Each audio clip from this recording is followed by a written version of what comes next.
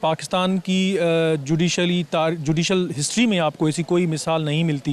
कि इस तरह के फ़ैसले किए गए हों माजी में कभी, और बरसग़ीर की किसी कोर्ट ने कभी ऐसा फ़ैसला नहीं किया कि पहला जो फ़ैसला जो ओरिजिनल कोर्ट थी जो उसका फ़ैसला है वो अमल दरामद कराने वाली बेंच उसमें रद्दोबदल करे, ऐसी कोई मिसाल नहीं मिलती। तो हम उस फ़ैसले को गलत समझते हैं। हम समझते हैं कि जो ओरिजिनल डिसीजन हुआ था जिसमें तमाम पार्टियों को सुनने के बाद जो सुप्रीम कोर्ट ने तफसीली 100 से ज़्यादा सुफ़ात पे जो मबनी फ़ैसला दिया है, उस फैसले पे अमल दरामद उसके रूह और हर्फ ब हर्फ होना चाहिए। बाद वाला फैसला जो वो कानून की नज़र में अच्छा फैसला नहीं है। जो पहला केस चला था जिसका फैसला 4 मई 2018 को हुआ था, उस केस की हेयरिंग के दौरान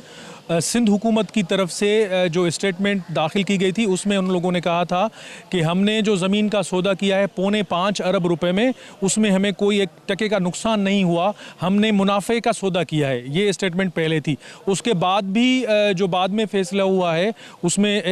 जो मैंने फ़ैसले को देखा है कि पाकिस्तान के जो अटार्नी जनरल थे, जो इम्प्लीमेंटेशन बेंच ने किया है 461 अरब रुपये का फ़ैसला, उसमें अटार्नी जनरल पाकिस्तान के ने ये प्रपोजल दिया था सुप्रीम कोर्ट को कि ये जो पैसा आ रहा है ये सिंध में इस्तेमाल होना चाहिए, और इस्तेमाल होने के लिए उन्होंने एक तरीके के लिए कमेटी बनाई थी, जिस कमेटी के ऊपर भी तहफ़्फ़ुज़ात थे सिंध के लोगों को कि सिंध के मामले में कमेटी क्यों बनाई जा रही है। लेकिन ये पैसा सुप्रीम कोर्ट में ये फैसला हो चुका है कि वो सिंध को दिया जाएगा और वो सिंध के मखसूस अज़ला में इस्तेमाल होगा, तालीम और दूसरी फलाह बहबूद के कामों में।